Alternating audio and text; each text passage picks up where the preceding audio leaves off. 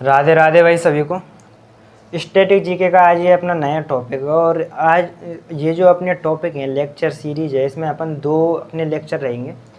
एक में हम बात करेंगे भाई यूएनओ के बारे में, क्योंकि अंतर्राष्ट्रीय प्रमुख जो संगठन हैं उनके बारे में बात करेंगे, कौन कौन से प्रमुख अंतर्राष्ट्रीय संगठन हैं। जब हम अंतर्राष्ट्रीय संगठन की बात कर रहे हैं और उसमें अपन यूएनओ के बारे में डिटेल से ना पढ़ें तो कोई औचित्य नहीं है उस चीज़ के, है ना। तो यूएनओ के बारे में पढ़ेंगे, कौन कौन सी इसकी एजेंसी है, कहाँ कहाँ पर मुख्यालय, कब कब स्थापना होती है ना। तो आज बेसिकली ये जो हमारा लेक्चर है ये यूएनओ पर ही आधारित है, तो ध्यान से समझिएगा। देखो यूएनओ के बारे में जब अपन बात करते हैं तो पूरा नाम क्या है, वो लोग भाई यूनाइटेड नेशंस ऑर्गेनाइजेशन, संयुक्त राष्ट्र संघ, हिंदी में क्या बोलते हैं, संयुक्त राष्ट्र संघ, संयुक्त राष्ट्र संघ, क्या नाम है, संयुक्त राष्ट्र संघ। अच्छा, यदि मैं स्थापना की बात करता हूँ, भाई स्थापना कब हुई, तो स्थापना 24 अक्टूबर 1945 को इसकी स्थापना होती है। अच्छा, यूएनओ का यदि हम बात करें भाई मुख्यालय कहाँ पर है, मुख्यालय कहाँ पर है, तो न्यूयॉर्क में इसका मुख्यालय है। कहाँ पर, न्यूयॉर्क में मुख्यालय है। अब देखो यूएनओ की स्थापना का क्या उद्देश्य है, क्या इससे पहले भी कोई ऐसा संगठन बना था, है ना। तो उन सारी चीज़ों को अपन इसका थोड़ा इतिहास जान लेते हैं। देखो जैसा कि आप सबको पता है कि भाई 1914 से लेकर 1918 के बीच में प्रथम विश्व युद्ध चला था, है ना। इस युद्ध में क्या था कि बहुत ज़्यादा नरसंहार हुआ। जो मित्र राष्ट्र थे वे इस युद्ध को जीत जाते हैं और बाद में जो अमेरिका है, फ्रांस है, ब्रिटेन है, वे एक चीज़ सोचते हैं कि यार इस तरीके से यदि कोई और द्वितीय विश्व युद्ध हो, उस चीज़ से पहले बचने के लिए ही हमें एक ऐसा संगठन बनाना चाहिए जहाँ पर सभी की प्रमुख भागीदारी हो और हम एक दूसरे की बातों को समझ सकें, ताकि जो हमारे बीच जो मिसअंडरस्टैंडिंग होती है जिसकी वजह से युद्ध होते हैं वो शायद रुक जाएं। तो इसलिए सबसे पहले 1918 में एक संगठन बनता है ना, अंतर्राष्ट्रीय संगठन प्रमुख। कौन सा है, लीग ऑफ नेशन। क्या नाम है, league of nation, league of nation. क्या बनता है, लीग ऑफ नेशन, है ना। इस नाम से 1918 में एक संगठन बनता है। बाद में उद्देश्य क्या था कि भाई दुनिया में जो प्रथम विश्व युद्ध जैसा कोई दूसरा द्वितीय विश्व युद्ध ना हो जाए। लेकिन दुर्भाग्यवश द्वितीय विश्व युद्ध हुआ। द्वितीय विश्व युद्ध 1939 से लेकर 1945 तक चला, आप सबको पता है। यानी कि जो लीग ऑफ नेशन की जिस उद्देश्य को लेकर इसकी स्थापना की गई थी उसमें ये सफल ना हो सका, यानी कि इसकी प्रासंगिकता पूरे तरीके से नस्तानाबूद हो गई, यानी कि समाप्त हो गई। तो इसलिए ये जो अपना महत्व खो देता है। द्वितीय विश्व युद्ध होता है, द्वितीय विश्व युद्ध 1945 के बाद समाप्त होता है ना। जापान के दो शहर हिरोशिमा और नागासाकी पर अमेरिका द्वारा परमाणु बम गिरा दिए जाते हैं और वो वहीं से जो द्वितीय विश्व युद्ध है उसको समाप्ति मानी जाती है ना। अब अमेरिका और जो मित्र राष्ट्र थे, अमेरिका हुआ, फ्रांस हुआ, ब्रिटेन हुआ, रूस हुआ, चाइना हुआ, इन्होंने उसी प्रकार से फिर एक बार सोचा कि यार अब की बार जितना और प्रथम विश्व युद्ध की तुलना में जितना नरसंहार हुआ है ना अब की बार, उससे कहीं और ऐसा एक युद्ध और ना छिड़ जाए जो हमें आगे हमको भुगतना पड़े। इसलिए हमें एक ऐसे मजबूत संगठन की अपने अंतर्राष्ट्रीय स्तर पर एक गठन करना है, एक संगठन बनाना है जिसमें अधिकतर जो देश हैं वो जुड़ सकें। तो इसलिए किसका कॉन्सेप्ट लाया गया है, यूएनओ का कॉन्सेप्ट लाया गया है और 1945 में स्थापना हो जाती है। क्या केवल सीधी 24 अक्टूबर 1945 को स्थापना हो गई थी, नहीं। इससे पहले इसकी कुछ योजनाएं बनने लगीं, जैसे कि फिलाडेल्फिया सम्मेलन भी हुआ। उसके बाद देखते हैं कि और भी सम्मेलन होते हैं बहुत सारे इन मित्र राष्ट्रों के बीच में, है ना। पहले तो ये सोच रहे थे कि भाई साम्यवाद है इसको रोकने के लिए, जो जर्मनी है इसको रोकने के लिए हमें संगठन बनाना है। लेकिन बाद में ये पूरे तरीके से एक लिबरल तरीके से मतलब एक संगठन बन के आता है और जिसको हम क्या कहते हैं, यूएनओ कहते हैं, ठीक है। संयुक्त राष्ट्र संघ पूरा नाम है। स्थापना 24 अक्टूबर 1945 को, मुख्यालय है न्यूयॉर्क में, है ना। अब यदि हम इसमें बात करते हैं भाई लैंग्वेज कौन कौन सी है, इसमें प्रमुख भाषाओं कौन कौन सी हैं। देखो आपको पता है कि भाई यूएनओ के जो यूएनएससी है इसका एक भाग है यूएनएससी सुरक्षा परिषद, उसके 5 परमानेंट मेंबर हैं। कौन कौन से हैं, बोला कि एक तो ब्रिटेन है, कौन सा है, ब्रिटेन है, और कौन सा है, फ्रांस है, और कौन सा है, रूस है, और अमेरिका है, यूएसए है, और चीन है ना। ये 5 देश हैं जो परमानेंट मेंबर हैं यूएनएससी के, है ना। उसके बारे में पढ़ेंगे, इसका एक भाग होता है। अब यदि मैं इसकी भाषा की बात करूं तो आपको यहाँ से याद हो जाएगी, कुछ ज़्यादा इसमें एक्स्ट्रा ऐड करना नहीं है आपको। कैसे, देखो यूएनओ की 6 मान्यता प्राप्त भाषाएं हैं, कौन कौन सी हैं? देखो ब्रिटेन की कौन सी भाषा है? बोला कि अंग्रेजी है, यानी कि एक तो अंग्रेजी हो गई, इसमें कौन सी हो गई? अंग्रेजी हो गई।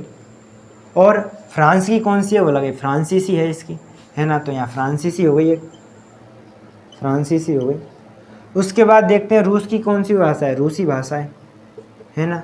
यूएसए की भाषा, देखो यूएसए की जो भाषा है एक्चुअल में, क्योंकि यहाँ पर पहले अंग्रेज़ों का ही अधिकार था, अंग्रेज़ों का ही उपनिवेश हुआ करता था एक समय अमेरिका, तो उसी की लैंग्वेज को इसलिए उन्होंने ज़्यादा आगे इसमें जोड़ा नहीं, क्योंकि अंग्रेजी और इनकी जो लैंग्वेज है लगभग सेम सी है, ठीक है। तो यूएसए की, चीन की जैसे अपन बात करें तो चीन की कौन सी? चीनी भाषा है, ठीक है, मंदारिन हम जिसे बोलते हैं। 4 भाषाएं तो ये हो गई। इसके अलावा 2 भाषाएं और हैं, कौन कौन सी हैं? एक तो है स्पेनिश, कौन सी भाषा है? स्पेनिश। और एक है अरबी। ये अरबी आपकी नवीनतम जोड़ी हुई भाषा है, इसको नई अभी मान्यता मिली है यूएनओ में। पहले ये 5 ही हुआ करती थी, अब अरबी जो भाषा है उसको भी मान्यता मिल गई है। तो इस प्रकार से जो यूएनओ उसमें 6 मान्यता प्राप्त भाषाएं हैं, इन्हीं में पूरा डॉक्यूमेंटेशन होता है ना। और जो संचालन वाली जो भाषाएं हैं ना, वो अंग्रेजी और फ्रांसीसी मुख्य रूप से उपयोग में ली जाती हैं, बाकी ये भी मान्यता प्राप्त हैं भाषाएं, ठीक है। तो ये अपनी जो मोटी मोटी बातें ये हो गई। अब अपन जानते हैं कि भाई यूएनओ के कौन कौन से भाग हैं, कौन कौन से अंग हैं, है ना। अब यूएनओ में जब बात करते हैं तो यूएनओ के 6 प्रमुख अंग हैं, है ना, इसको 6 प्रमुख भाग हैं इसके। कौन कौन से हैं? पहला है आपका महासभा, जिसे हम जनरल असेंबली बोलते हैं। कौन सा है? महासभा। अच्छा, दूसरा है आपका यूएनएससी। यूएनएससी क्या बोलते हैं इसको? सुरक्षा परिषद। क्या बोलते हैं? सुरक्षा परिषद। क्या बोलते हैं इसको? सुरक्षा परिषद। अच्छा, तीसरा है न्यास परिषद। कौन सा है? न्यास परिषद। चौथा है आपका आर्थिक एवं सामाजिक परिषद। कौन सा है? आर्थिक एवं सामाजिक परिषद। कौन सा है? आर्थिक एवं सामाजिक परिषद, ठीक है। अच्छा, पांचवा कौन सा है? पांचवा है आपका अंतर्राष्ट्रीय न्यायालय। कौन सा है? अंतर्राष्ट्रीय न्यायालय। कौन सा है? अंतर्राष्ट्रीय न्यायालय। कौन सा है? अंतर्राष्ट्रीय न्यायालय। और छठवा है इसमें सचिवालय। कौन सा है? छठवा है इसमें सचिवालय, है ना। तो इस तरीके से जो यूएनओ है उसके 6 प्रमुख भाग हैं, इनके बारे में अपन एक एक करके पढ़ेंगे, है ना। देखो, बाकी सभी के जो हेडक्वार्टर हैं, जो मुख्यालय हैं, वो कहाँ पर है? न्यूयॉर्क में है। जो अंतर्राष्ट्रीय न्यायालय है इसका मुख्यालय हेग में है। हेग कहाँ है भाई? नीदरलैंड में है। पुराना नाम इसका हॉलैंड बोलते थे इसको, अभी क्या है? नीदरलैंड, है ना। तो वहाँ पर इसका मुख्यालय, बाकी सभी का न्यूयॉर्क में ही है, ठीक है। अब अपन बात करते हैं भाई महासभा के बारे में, जनरल असेंबली के बारे में, है ना। इसके बारे में, जनरल असेंबली के बारे में। देखो, जनरल असेंबली बेसिकली जो यूएनओ है उसकी सबसे बड़ी संस्था है ना। सबसे बड़ी संस्था एक तो। अच्छा, सदस्य देशों की बात करें तो भाई कितने हैं? 193 है इसमें, है ना। जो नवीनतम जो देश इसमें बना है, जिसको सदस्यता मिली है, क्या नाम है उसका? दक्षिणी सूडान। क्या नाम है? दक्षिणी सूडान। अच्छा, कब बनाया गया? ये आपके 2011 में इसको मान्यता मिली थी सदस्य के रूप में। 193 वर्तमान में सदस्यों की संख्या है। अच्छा, जनरल असेंबली की यदि बात करते तो इसका एक अध्यक्ष होता है, एक अध्यक्ष होता है ना। हर साल अध्यक्ष नया बनता है ना। अच्छा, यदि इसके सत्र की बात करते हैं, भाई सत्र कब चलता है इसका? सत्र की बात करें तो इसका जो सितंबर से लेकर दिसंबर तक इसका सत्र चलता है ना। हर साल चलता है। हर साल एक नया अध्यक्ष चुना जाता है। और जैसे ही जब इसका सत्र स्टार्ट होता है तो सबसे पहले अध्यक्ष बनाया जाता है। उसके बाद 21 उपाध्यक्षों की नियुक्ति होती है। कितने? 21 उपाध्यक्ष। इसके अलावा जो भी इससे जुड़ी कंपनियां हैं, जो भी इससे एजेंसी हैं इससे जुड़ी हुई, उनके अध्यक्ष उपाध्यक्षों की नियुक्ति भी जनरल असेंबली के माध्यम से की जाती है, ठीक है। अच्छा, आपको ये पता होना चाहिए कि भाई महासभा है ना, जो जितने भी हम कहते हैं ना यूएनओ के सदस्य देश कितने हैं, तो बेसिकली महासभा के सदस्य देश होते हैं, है ना। मतलब कि उन सभी को महासभा की सदस्यता मिली हुई है। अब इनको सदस्यता मिलती कैसे? कोई देश महासभा का यानी कि यूएनओ का सदस्य किस प्रकार से बन सकता है, तो ये चीज़ समझिएगा। देखो, मान लीजिए यदि कोई देश सदस्यता लेना चाहता है तो सबसे पहले उसे यूएनएससी में, यानी कि जो सुरक्षा परिषद है, उसमें पहले आवेदन करना होता है, उसमें पहले विधेयक जाता है ना। यहाँ पर जो 15 जो मेंबर होते हैं, उस 15 मेंबरों में से पूरे यानी कि 9 मेंबरों की आपको अनुमति की आवश्यकता है, सहमति होनी चाहिए 9 मेंबरों की। अब इस 9 मेंबरों में जो 5 परमानेंट मेंबर हैं जिनके बारे में मैंने बताया, उन 5 परमानेंट वो तो कंपलसरी हैं, 4 आपके नॉन परमानेंट मेंबर कोई से भी हो सकते हैं। तो पहले यहाँ से 9 मेंबरों के द्वारा आपको पहले अनुमति मिलेगी। उसके बाद ये जो प्रस्ताव है ये कहाँ जाएगा, महासभा में जाएगा। कहाँ पर जाएगा, महासभा में जाएगा। और महासभा में यदि ये 2/3 बहुमत से पास हो जाता है कि भाई हम इस देश को जो यूएनओ की सदस्यता देने के लिए ठीक है, इसको मान्यता दे देते हैं, तो आपको 2/3 जो बहुमत है उससे पास करना पड़ेगा विधेयक को, तब जाके कोई देश आपका यूएनओ का सदस्य बन सकता है। यूएनओ का सदस्य यानी कि महासभा का सदस्य, है ना। अब देखो एक चीज़ और आपको समझना, क्योंकि इससे आपको जो यूएन चार्टर है उसकी थोड़ी बेसिक नॉलेज पता लगेगी। कैसे, जो महासभा है उस महासभा में 193 जो देश हैं, प्रत्येक का एक अपना वोटिंग होता है। एक मतलब एक देश अपनी एक ही वोटिंग कर सकता है ना। अब ऐसा नहीं है कि भाई अमेरिका है तो वो ज़्यादा पावरफुल है तो उसके वोटिंग की वैल्यू ज़्यादा होगी। ऐसा नहीं है कि भाई चीन ज़्यादा पावरफुल है तो उसकी वोटिंग की वैल्यू ज़्यादा होगी, ऐसा नहीं है। फिर भाई कितने से कितना अमीर देश हो, फिर चाहे वह कितने से कितना गरीब देश हो, उन सभी की जो वोट वैल्यू है वह समान रहेगी, है ना। और ये जो समान वाला जो भाव है, ये जो है ना, ये कहीं ना कहीं क्रिएट होता है। और यूएन चार्टर है ना, वो मेन रूप से इसी चीज़ की बात करता है कि ऐसा कहीं वो भेदभाव ना हो, एक डिस्क्रिमिनेशन ना हो कि यार एक पावरफुल कंट्री है, एक गरीब कंट्री है, तो उनको कहीं ऐसा ना लगे कि यार हमारा तो प्रतिनिधित्व नाम मात्र का है, कोई मतलब नहीं है। तो इसलिए जो महासभा में इस तरीके के कॉन्सेप्ट लाए गए हैं ना, तो आई थिंक ये आपको बातें समझ में आई होंगी। अच्छा, जो महासभा का काम क्या क्या होता है भाई, एक तो बजट का काम होता है, इसका बजट का काम होता है। जो अंतर्राष्ट्रीय न्यायालय है उस न्यायालय में न्यायाधीशों की नियुक्ति किसके माध्यम से होती है, महासभा के माध्यम से होती है। अध्यक्ष उपाध्यक्ष इनके माध्यम से ही चुने जाते हैं, है ना। तो और इन सब के लिए 2/3 बहुमत की आवश्यकता होती है, ये चीज़ आप ध्यान रखें, है ना। 2/3 बहुमत यदि है आपके पास तो ये जो बजट है किस तरीके से जाएगा। अब ओवरऑल आपको एक चीज़ ध्यान रखनी है, जैसे देखो आज हम कंपेरिजन करके चलते हैं। जैसे हम भारत की बात करते हैं तो भारत में लोकसभा है, बोला कि लोकसभा को एज ए आप महासभा की तरह मानिए, है ना। अब लोकसभा तो एक तरीके से आप वो जो कार्यपालिका है वह लोकसभा के प्रति उत्तरदायी होती है, लेकिन देश में किस तरीके से चीज़ें चलानी है, कौन कौन से मिनिस्ट्री के तहत क्या क्या काम करने हैं, देश में किस तरीके से विकासात्मक कार्य करने हैं, उस सब के लिए रेस्पॉन्सिबल कौन होती है, कार्यपालिका होती है। सेम उसी तरह यदि हम वैश्विक स्तर पर संसद के रूप में यदि यूएन को देखें तो जो यूएनएससी है यानी कि जो सुरक्षा परिषद है वह एक तरीके से कार्यपालिका की भूमिका निभाती है। कैसे निभाती है भाई, यदि आप अंतर्राष्ट्रीय न्यायालय में न्यायाधीशों की नियुक्ति करोगे तो यूएनएससी सिफारिश करेगी भाई इस व्यक्ति को बनाओ, है ना, तब उसका 2/3 बहुमत मिल गया तो वो बन जाएगा। बजट के बारे में बजट यूएनएससी पेश करेगी महासभा में, है ना। तो इस तरीके से यानी पूरे तरीके से यदि हम अंतर्राष्ट्रीय शांति व्यवस्था की बात करें, कोई प्रस्ताव लाना है तो पहले यूएनएससी में जाएगा, यूएनएससी के बाद वो वहाँ पर जाएगा महासभा में। तो इस तरीके से यानी पूरी तरीके से जो कंट्रोल है वो किसका है, यूएनएससी का है। और यूएनएससी में किसका है, जो 5 परमानेंट मेंबर हैं, है ना। अभी हम उसी के बारे में बात करते हैं। तो ये जो महासभा के बारे में अपनी जो बेसिक सी बातें थी वो हो गई। अब दूसरा कौन सा भाग है इसका, यूएनएससी। कौन सा भाग है, यूएनएससी। कौन सा भाग है दूसरा, यूएनएससी। कौन सा है, UNSC, United Nations security council, है ना, सुरक्षा परिषद जिसको अपन बोलते हैं। क्या बोलते हैं, सुरक्षा परिषद।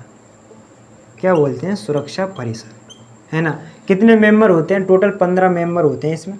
5 परमानेंट मेंबर होते हैं और 10 नॉन परमानेंट मेंबर होते हैं, है ना। और ये जो 10 नॉन परमानेंट मेंबर होते हैं 2 साल का इनका कार्यकाल होता है।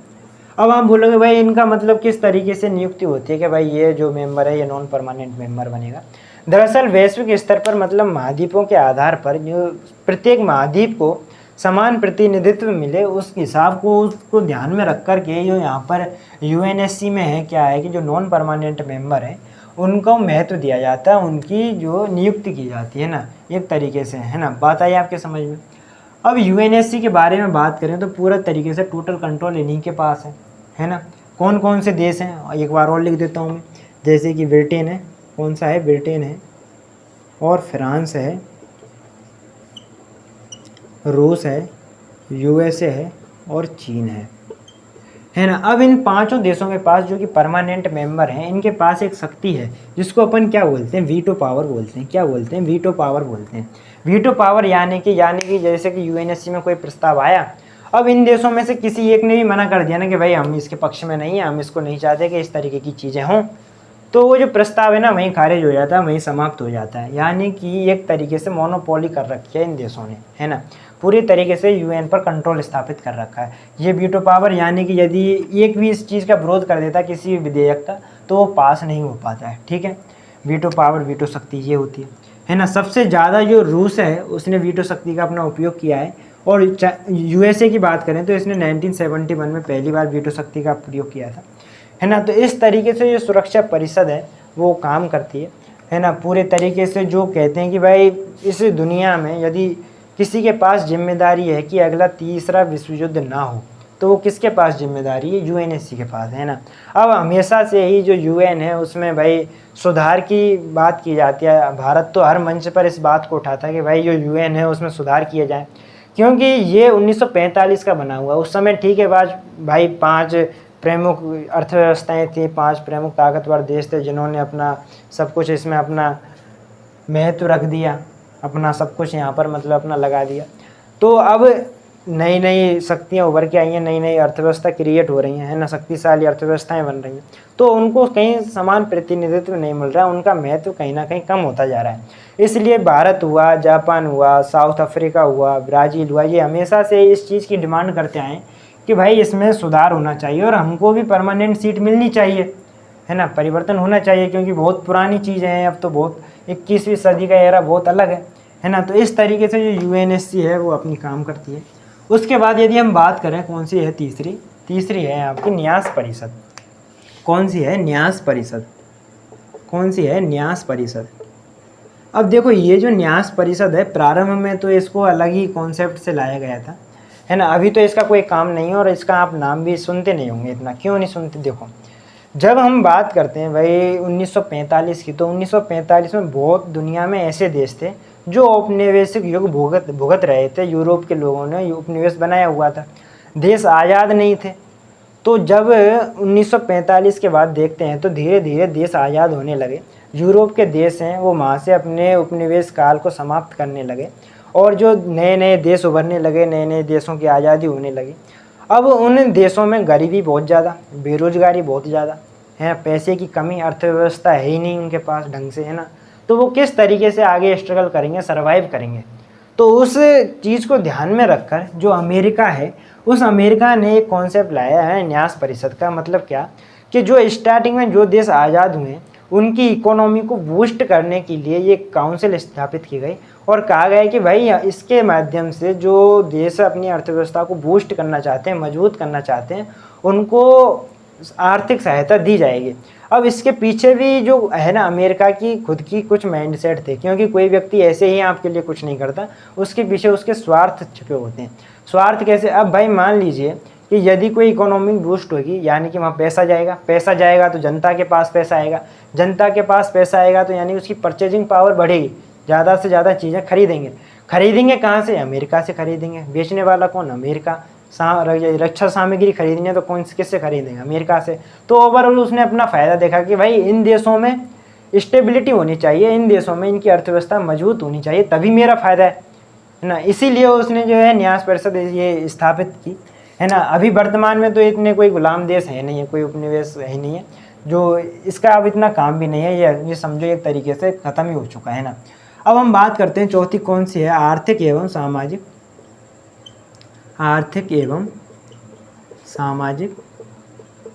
परिषद। कौन सी है? आर्थिक एवं सामाजिक परिषद। अब ये जो आर्थिक एवं सामाजिक परिषद है, इस परिषद के द्वारा मतलब इसमें 54 तो मेंबर होते हैं, है ना। एक चीज़ ध्यान रखिएगा, 54 मेंबर होते हैं, 3 साल का इनका कार्यकाल होता है ना, 3 साल। और इनकी जो नियुक्ति होती है वो मतलब इनको चुना किसके माध्यम से जाता है? जनरल असेंबली के माध्यम से इनको चुना जाता है। अच्छा, उद्देश्य क्या है भाई? आर्थिक रूप से, सामाजिक रूप से, पर्यावरण संरक्षण को ध्यान में रख करके इसकी खुद की कुछ एजेंसी हैं। जैसे कि हम WTO की बात करें, IMF की बात करें, वर्ल्ड बैंक की बात करें, WHO की बात करें, WTO की बात करें, यूनिसेफ की बात करें, यूनेस्को की बात करें, तो ये जो सब कंपनियां हैं ना, एजेंसियां हैं ना, वो किसके अधीन काम करती हैं?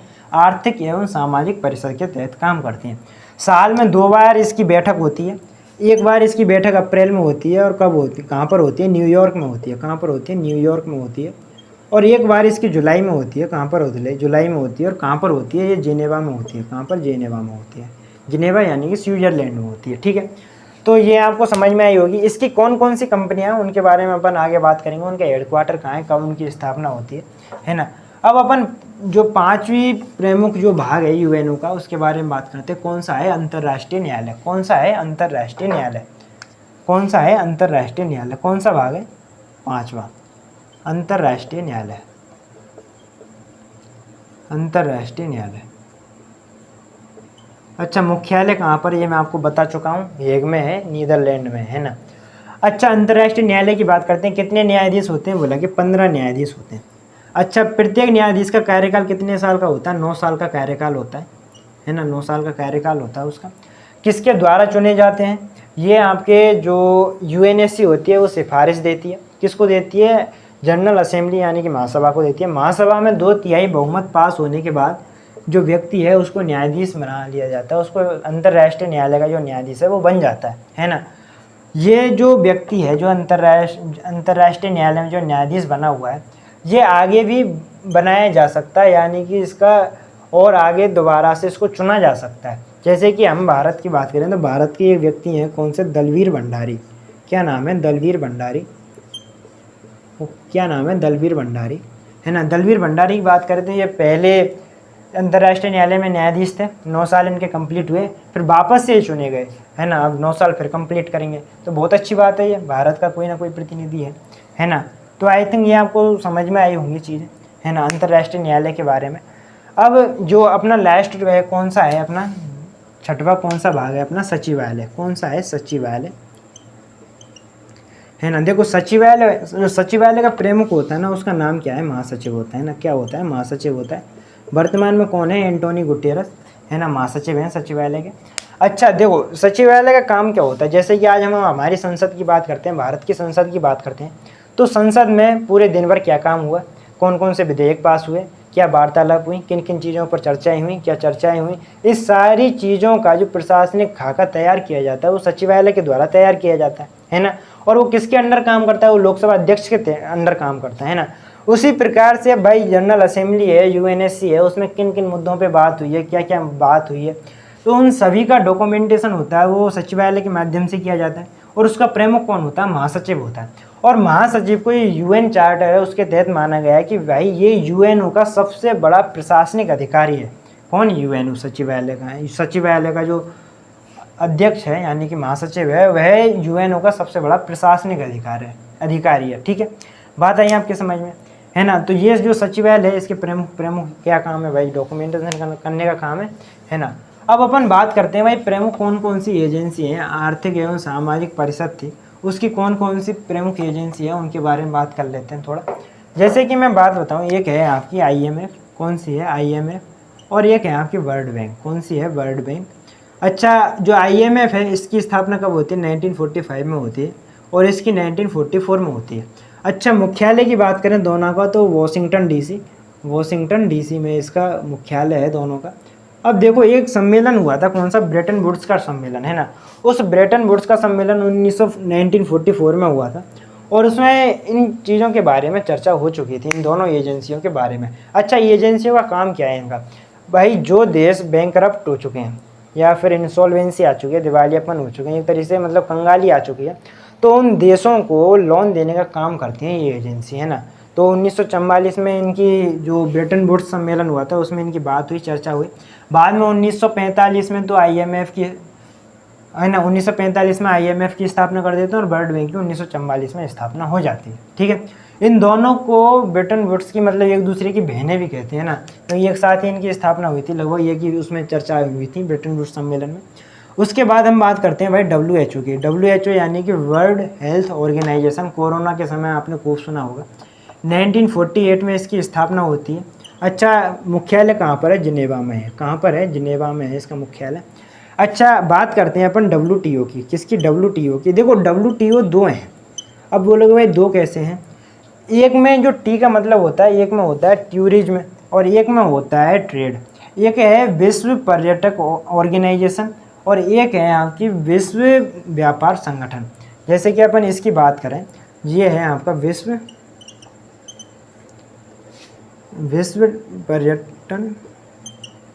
पर्यटक संगठन, कौन सा है विश्व पर्यटक संगठन और एक है आपका विश्व व्यापार संगठन। कौन सा है विश्व व्यापार संगठन, कौन सा है विश्व व्यापार संगठन, है ना। अच्छा, यदि मैं इसकी बात करूं तो इसकी स्थापना आपकी 1925 में होती है और WTO है इसकी स्थापना 1995 में होती है, ठीक है। अच्छा, WTO के मुख्यालय की बात करें तो इसका मुख्यालय जिनेवा में है। कहाँ पर है? जिनेवा में है। और यदि मैं बात करूँ ये विश्व पर्यटक संगठन है उसका जो मुख्यालय है कहाँ पर है, तो उसका मुख्यालय आपके कहाँ पर है? मैड्रिड में। कहाँ पर है? मैड्रिड। कहाँ पर है? मैड्रिड में, स्पेन में ये है ना, मैड्रिड में, ठीक है। इतनी सी बात आई आपके समझ में। अच्छा, और भी जैसे कुछ संगठन है, जैसे कि मैं बात कर दूँ यूनेस्को की। यूनेस्को, इसकी यूनेस्को की बात करें। अच्छा, यूनेस्को का जो कब स्थापना हुई थी इसकी 1946 में इसकी स्थापना होती है। मुख्यालय कहाँ पर है? जिनेवा में है। कहाँ पर है? जिनेवा में है। अच्छा, जितने भी बायोस्फीयर रिजर्व होते हैं या फिर कहेंगे धरोहर होती हैं, मूर्त जितनी भी धरोहर होती हैं वो इसी के द्वारा की जाती हैं, ठीक है। कल्चरल एक्टिविटी होती हैं, है ना, सब इसी के तहत की जाती हैं। अच्छा, और जैसे अपन संगठनों की बात करें, जैसे कि एक आपके एग्रीकल्चर से दो संबंधित संगठन हैं। किससे? एग्रीकल्चर से संबंधित। कौन कौन से हैं एग्रीकल्चर से संबंधित? एक तो है आपका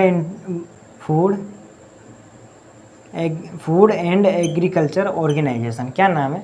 फूड एंड एग्रीकल्चर ऑर्गेनाइजेशन। अच्छा, कब स्थापना की गई? इसकी स्थापना आपकी 1945 में इसकी स्थापना की गई थी। कब? 1945 में इसकी स्थापना की गई।